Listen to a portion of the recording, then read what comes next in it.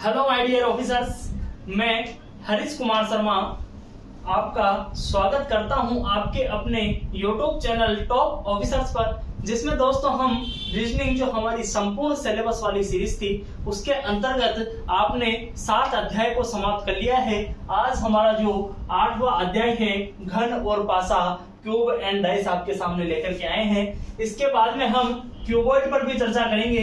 Cuboid क्या होता है, घनाभ क्या होता है, हम इसी वीडियो में इस पर भी चर्चा कर लेंगे। लेकिन सबसे पहले आपको जो घन है और पासा है उसमें बहुत ही महत्वपूर्ण अंतर होता है वो पता होना चाहिए। ये इतना सरल टॉपिक है, अगर इसका कहीं प्रश्न आता है, अगर क्या हर एग्जाम में 1 से 2 प्रश्न आपको इसको देखने के मिलते हैं, इसमें आपको केवल और केवल क्या याद रखना होता है, नॉर्मल डाइस और स्टैंडर्ड डाइस। क्लॉकवाइज चलो चाहे एंटी क्लॉकवाइज चलो, उससे हमें कोई मतलब नहीं है। और हम इसमें जो नॉर्मल डाइस होता है इसमें हम करेंगे open system and close system, इस पर भी हम टाइप पर चर्चा करने वाले हैं। आप कहेंगे सर बिल्कुल सही है, पहले हमें घन और घनाभ पासे में अंतर तो समझा दीजिए। अब मैं आपसे घन की बात करता हूँ। घन बनता किससे है? आप कहेंगे सर वर्ग से बनता है। किससे बनता है? वर्ग से बनता है। और घनाभ किससे बनता है? आप कहेंगे सर आयत से बनता है। केवल आपको जहां मैं वर्गाकार कहूं ना वहां आपको घनाभ में आयताकार ले लेना है, केवल इतना सा ही अंतर है। अब आप कहेंगे सर घन क्या होता है? 6 वर्गाकार सतह से मिलकर बनता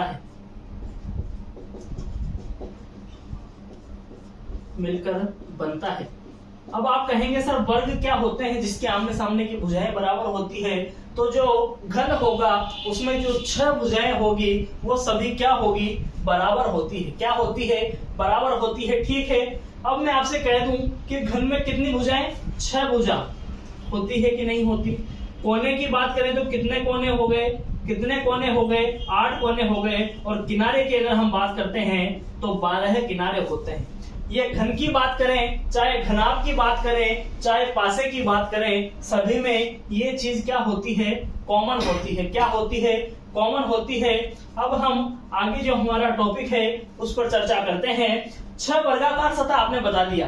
आप जिस किसी रूम में बैठे हैं, हॉल में बैठे हैं, आप अपने आप को ये मानिए कि एक हम वर्गाकार हॉल के अंदर बैठे हैं। किस में बैठे हैं? वर्गाकार हॉल के अंदर बैठे हैं। और मैं आपको 6 भुजाएं, जो वर्ग की 6 भुजाएं हैं, जो घन की 6 भुजाएं हैं, वो आपको गिनवाता हूं। 8 कोने आपको गिनवाता हूं, 12 किनारे आपको गिनवाता हूं। जैसे आप जिस फर्श पर बैठे हैं, एक फर्श वो हो गया, एक सतह हुई कि नहीं हुई? आप कहेंगे बिल्कुल सही। एक आपका सिर जिस पर ऊपर है वो है छत, तो कितने हो गए हैं? 2। आपके राइट हैंड साइड में आप देखेंगे 3, लेफ्ट हैंड साइड में देखेंगे 4, आप सामने देखेंगे 5 और पीछे अगर आपकी कमर की तरफ देखते हैं तो 6। तो कितनी सतह आपको दिख गई है? आप बैठे किसमें हैं? घन के एक घनाकार रूम में बैठे हैं या आयताकार रूम में बैठे हैं। उससे हमें यहाँ पर कोई चीज, हमें केवल और केवल ये भुजा ज्ञात करनी है। मेरे ख्याल से आपको भुजा समझ आ गई होगी। अब आप ऊपर की तरफ देखिए और जहां पर आपका रूम और आपका छत मिल रहा है, जहां पर 3 भुजाएं मिल रही है। कितनी भुजाएं? 3 भुजाएं। जैसे मैं आपसे कह दूं कि एक तो भुजा ये है, एक भुजा ये है और ऊपर है छत, तो आप कहेंगे कि सर जो कॉर्नर बन रहा है उसे हमने कोना कहा है। क्या कहा है? कोना कहा है। आप देखेंगे छत पर कितने कोने बने हैं? 4। फिर फर्श पर देखते हैं तो कितने कोने बने हैं? 4। तो टोटल कोने कितने हो गए हैं? 8 कोने आपके सामने निकल कर आ जाते हैं। फिर आप कहेंगे सर 12 किनारे क्या होते हैं? कोने तो वो होते हैं जहां पर 3 भुजाएं मिलती है, 3 सतह आकर मिलती है। और कोने और किनारे जिसे हम कहते हैं वो होता है 2 सतहों का मिलान बिंदु। जैसे मैं आपसे इसके बारे में, ये एक आपको डस्टर दिखाई दे रहा होगा, ये तो है इसके किनारे। देखोगे आप, एक भुजा ऊपर वाली दिखाई दे रही है, साइड वाली और ये वाली, ये कोना है। क्या है? कोना है। और ये जो लाइन है वो क्या है? किनारे हैं। अगर आप देखते हैं 2 लाइन इधर है, 2 लाइन इधर है, 4। फिर 2 लाइन इधर है, 2 लाइन इधर है, 4, और फिर नीचे भी आप देखेंगे तो 4, टोटल 3 जगह 4-4 का जोड़ा है। तो टोटल जो किनारे हो जाते हैं कितने हो जाते हैं, 12 हो जाते हैं। अब फिर आप कहेंगे सर फिर पासे और घन में अंतर क्या है, घन भी वही है, पासा भी वही है। अब पासा भी 2 प्रकार का होता है। कितने प्रकार का होता है, 2 प्रकार का। एक तो होता है आयताकार, आयताकार बोले तो घनाभाकार। कौन सा, यहाँ पर आयताकार लिखना गलत होगा, यहाँ पर मैं लिखता हूँ एक तो घनाकार पासा। कौन सा पासा, घनाकार पासा, और दूसरा लिखता हूं मैं घनाभाकार पासा। आप लूडो खेलते हैं, आपने सांप सीढ़ी वाला गेम खेला होगा, उसके अंदर छोटा छोटा सा एक पासा हमें दिखाई दिया होता था, उस पर कोई ना कोई अंक अंकित होते थे, जैसे 1 भी होते थे, कहीं पासों पर आप 1 देखते थे, कहीं पर बिंदु आपको दिखाई देती थी 1 2 3। आप कहेंगे सर बिल्कुल सही है, वो तो हो गया है पासा। अब क्या पासा मैंने किसको कहा है, जिस पर कोई ना कोई चीज, कोई ना कोई शब्द, मेरी बात को ध्यान से सुनिए, कोई ना कोई शब्द, कोई ना कोई संख्या, कोई ना कोई चित्र अंकित हो, उसे हम क्या कहते हैं, पासा कहते हैं। जो प्लेन दीवार हो, जो प्लेन दीवार हो उसे हम क्या कहते हैं, घन कहते हैं। आप कहेंगे सर फिर वो प्रश्न आता है रंगीन घन वाला। कौन सा, रंगीन घन वाला, उस पर भी हम चर्चा करेंगे, लेकिन पहले हम घन और पासे में जो महत्वपूर्ण अंतर है उस पर करते हैं चर्चा। कि जो घन है उस पर तो कोई भी संख्या, कोई भी चित्र अंकित नहीं होता है, परंतु जो पासा होता है उस पर ये चित्र अंकित होते हैं।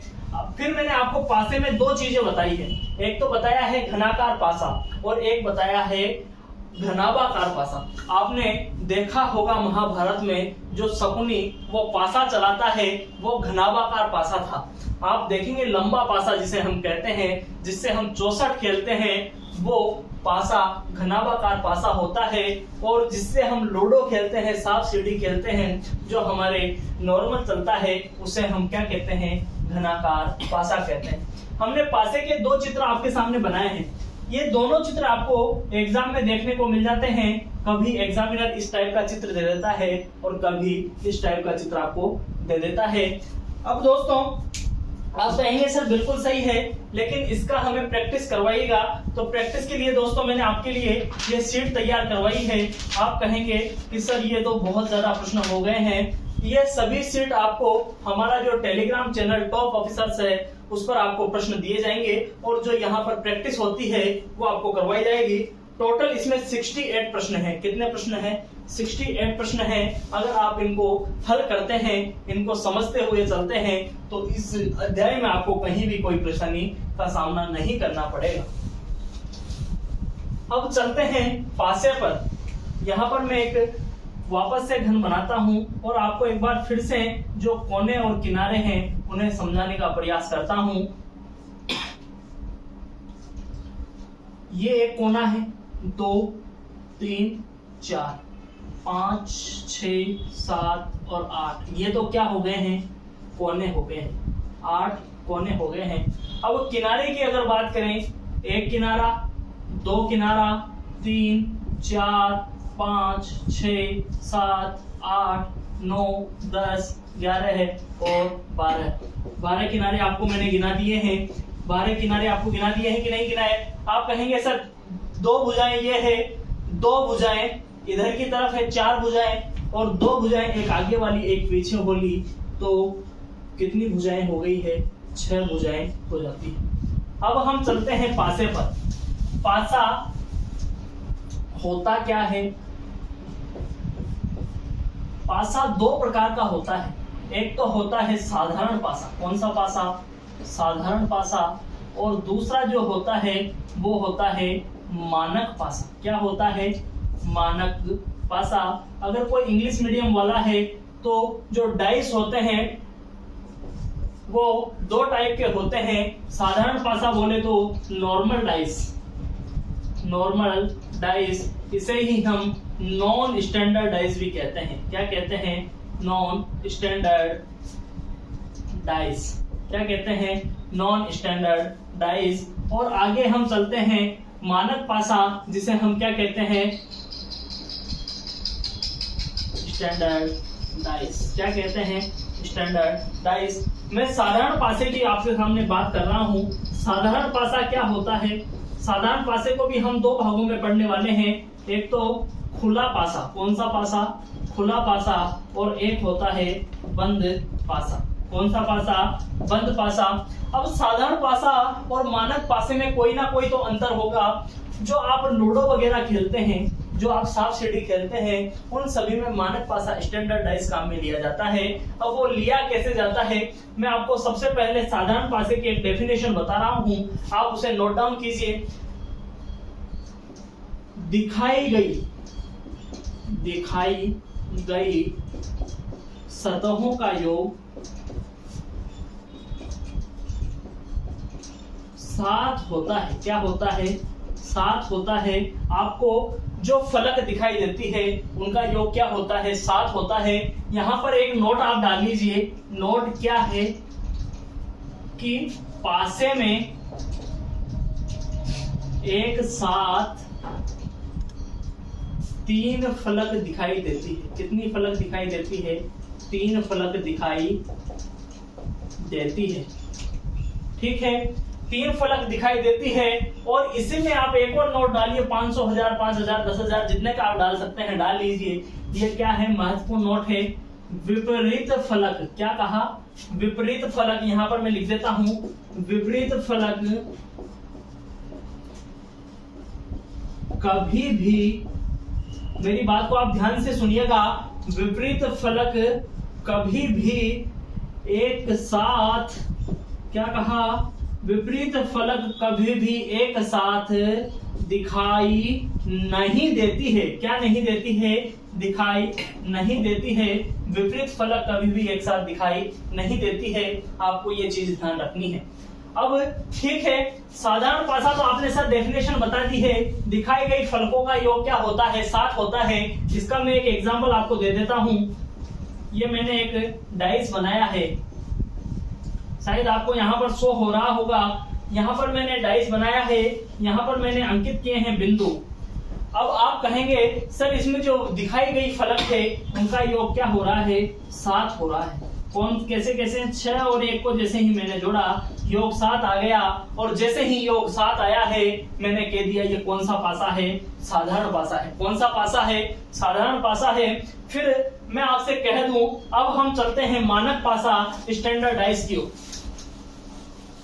इसके हम आपको एग्जाम्पल भी देंगे जिससे आप इसे आसानी से समझ पाएंगे। मैं यहां से इसे हटा देता हूं। Standard dice. स्टैंडर्ड डाइस क्या होते हैं?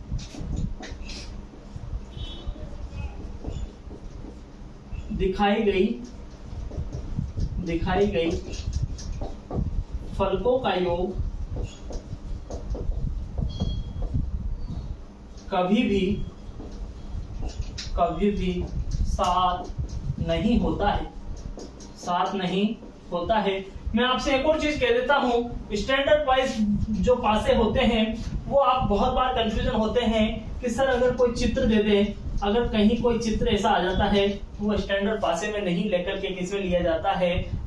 जो साधारण पासा होता है उसके अंतर्गत लिया जाता है। स्टैंडर्ड पासे का अगर मैं एग्जांपल आपके सामने लेकर के चलूं तो स्टैंडर्ड पासा ऐसा पासा है जिसमें आपको एक पासे से सभी संख्या के आंसर पता हो जाते हैं। जैसे मैं यहाँ 1 लिखता हूँ, 4 लिखता हूँ, 5 लिखता हूँ। आप कहेंगे सर इन किसी भी संख्या को हम जोड़ते हैं तो योग जो है वो 7 के बराबर नहीं आता है, तो ये कौन सा पासा है? स्टैंडर्ड पासा है।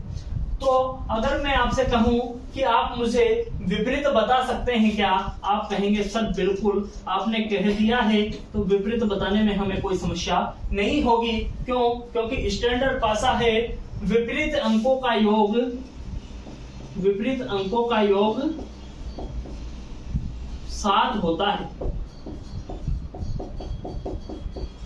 1 के विपरीत क्या होगा? 1 के विपरीत की बात करें तो 6 होगा, 4 के विपरीत की बात करें तो 3 होगा, और 5 के विपरीत की बात करें तो 2 होगा। इस प्रकार से हम साधारण पासा और मानक पासा को समझते हैं। अब दोस्तों, अब बारी है आपसे अलविदा कहने की, एक बहुत ही शानदार सुविचार के साथ कि ना रोब मेरा है ना सरकार मेरी है। ना रोब मेरा है, ना सरकार मेरी है, और ना ही बड़ा सा नाम मेरा है। क्या कहा? ना रोब मेरा है, ना सरकार मेरी है, ना ही बड़ा सा नाम मेरा है। मुझे तो सिर्फ इस बात का गौरव है, मैं हिंदुस्तान का हूँ और हिंदुस्तान मेरा है। जय हिंद, वंदे मातरम। धन्यवाद साथियों, आपका दिन शुभ हो।